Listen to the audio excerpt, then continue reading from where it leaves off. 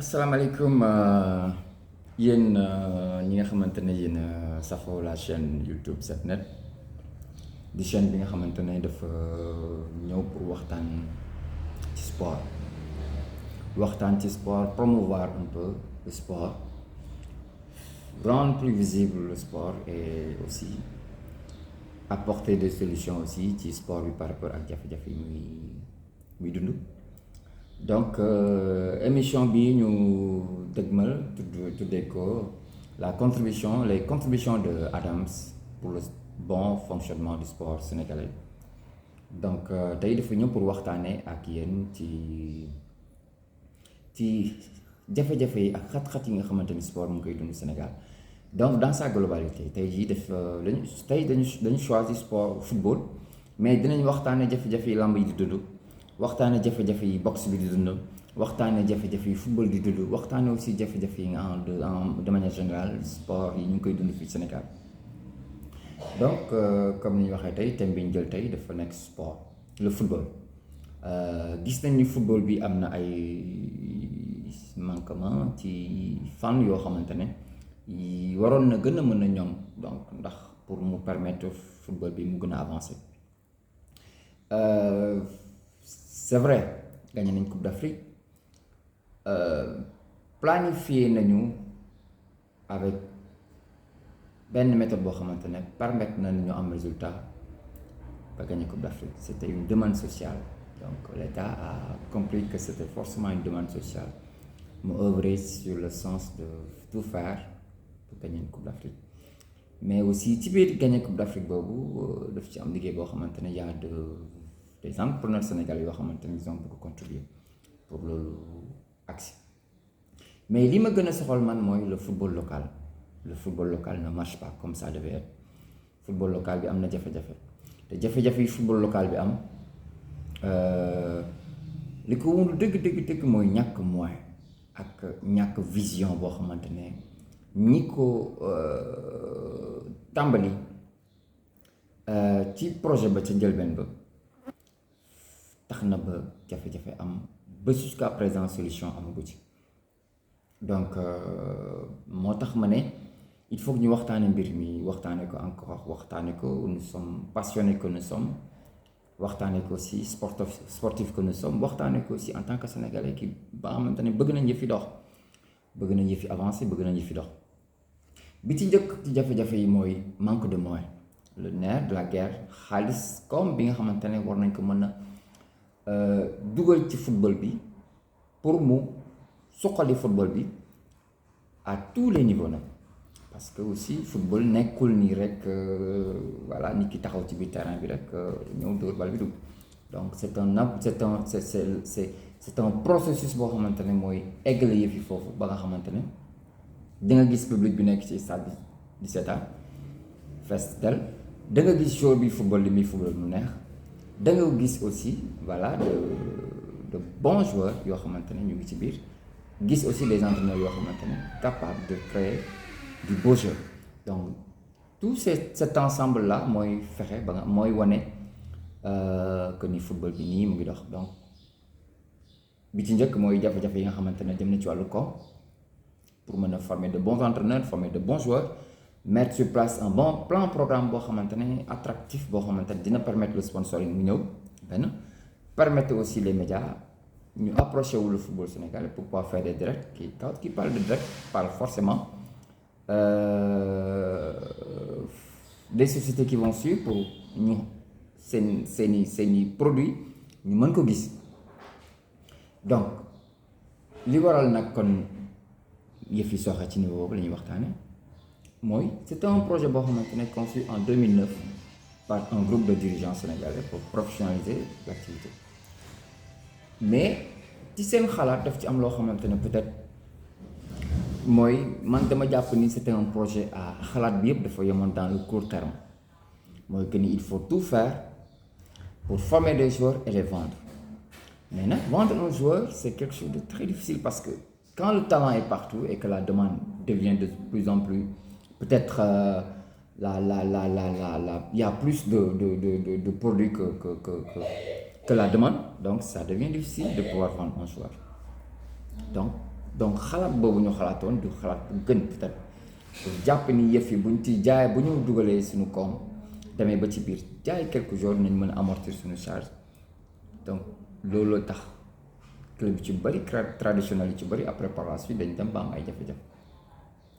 mais nag ba ñu jugee ci loolu yëpp dañu war a trouver solution parce que aussi nañu xam ni yëf yi c'est sénégalais et yëf yi aussi ay doomu sénégalais ñoo ci nekk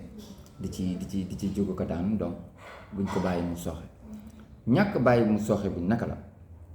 mooy que ni c'est l'État qui doit réguler qui doit accompagner ba nga xamante ne yëf yi manquement ba mu am solution dana ci am bi may njëkk proposition bi may njëkk xalaat mooy l'État a des entreprises yoo xamante ne c'est à usage public yoo xamante ne c'est public yoo xamante ne état bi moo ko moom ñaareel bi mooy état aussi dafa am dans son système des entreprises privées yoo xamante ne ñu ngi nekk ci biir réew mi yoo xamante ne di fi jëlee koom donc chaque entreprise privée doit aussi une partie aussi revenir non seulement à l'État mais aussi au public qui sont dans ces environnements là nga xamante ne aussi pour leur faciliter quand même moom ay actes sociaux yoo xamante ne dañ koy def pour permettre ca gox ba ñu nekk ña fay nekk di fa yëngatu aussi ci fànn bu nekk rek nañ ci gis seen bopp ñu jël ci cas bi nga xamante ne moom la ñuy waxtaanee muy football entreprise privée yi nekk dans des secteurs je donne exemple par exemple boo jëlee le cas de Mbour il y a des sociétés qui sont dans l'hôtellerie Mbour aussi il y a une grande entreprise aussi qui est dans la cimenterie ainsi de suite l'État doit pouvoir quand même relationner avec ces sociétés là jàppale leen ba nga xamante ne sport bi nekk ci gox boobu ñoom ñoo war a nekk les premiers partenaires pour ces clubs de football là mais beneen bi aussi may joxe xalaat comme solution mooy l'État aussi souvent a des marchés publics yoo xamante ne daf koy jox ay entreprises yoo xamante ne ça peut être des entreprises étrangères ou des entreprises nationales yoo xamante ne ñu ci réew mais en retour aussi dans le contrat avec ces entreprises aussi il faut qu'il y ait des actes yoo xamante ne sociaux yoo xamante ne pour pouvoir exemple donner des solutions aux difficultés liées au sport mooy que ni y a une partie dans le contrat quand même disons un marché de 1 milliard vous prenez 2 à 3% dans le marché vous dites voilà dans ce marché là aussi quand même voici un apport qui devrait aussi être distribué pour les clubs de football qui sont dans cette localité là donc le marché a été attribué à une entreprise privée bi nekk ci bërëb ba nga xamante ne loolu day jógee ci entreprise bi dem ci club phare bi nekk ci dëkk ba beneen bi la LONASE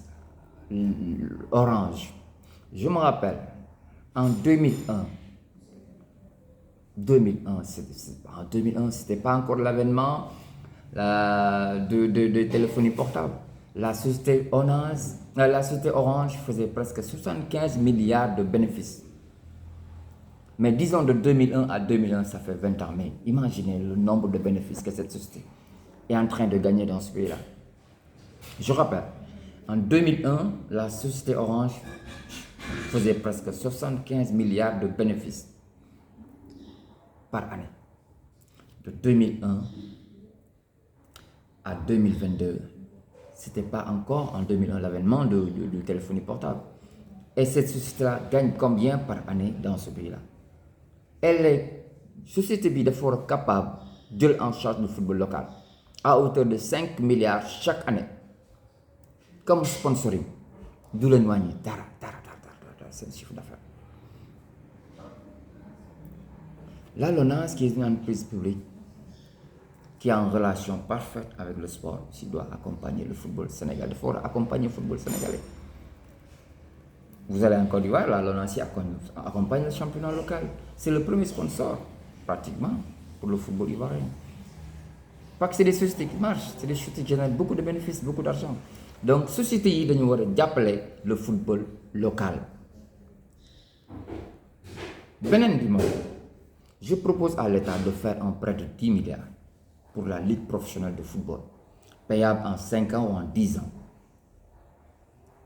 comment quand l'État va verser 10 milliards à la ligue professionnelle football ba nga xamante ne xaalis bi dañ koy partager ko les clubs qui sont au Sénégal. Si toutefois club bu ci nekk il se retrouve avec plus de 400 millions 300 millions vous imaginez cette somme là ñaata lañ mën a lan lañ ci mën a def mën nañ ci def lu bari. Et que derrière, forcément, l'État accompagne ces projets avec ses agents de l'État qui sont là pour accompagner ces projets-là pour la bonne marche du football local. 10 milliards en 10 ans. Si toutefois, chaque club boutinet se retrouve avec 200, 300 millions, donc tu as la possibilité de former tes joueurs. Tu as la possibilité de former ses entraîneurs, mais aussi tu as la possibilité d'acheter de bons joueurs sur le plan local, sur le plan régional. Et sur le plan aussi mondial. Maintenant, à partir de là, si toutefois le championnat va devenir attractif, parce que nous aurons de bons joueurs qui seront très bien payés, si toutefois le championnat devient intéressant, forcément le public va venir. Et quand le public va venir, les médias vont venir, le sponsoring aura. Ça dit en ce moment-là, moi je peux expliquer, il y a une bagne quoi. À partir de là, c'est les clubs qui vont discuter. Dire voilà tel ñoom ñooy waxtaane seen yëpp parce que sponsor bi dana accompagner public bi dana ñëw médias yi dana ñëw voilà c'est à partir de là l'argent va venir. Maintenant dans le sponsoring, dans les droits de télé, il y a un pourcentage qui sera reversé à la ligue professionnelle du football, et que cette ligue professionnelle là, voilà, maintenant pour sa bonne marche, pour son budget de fonctionnement, et maintenant une partie qu'elle va garder pour pouvoir repayer à l'État. Voilà, man delluwaat ci waxtaan bi solution bi encore na état bi jël 10 milliards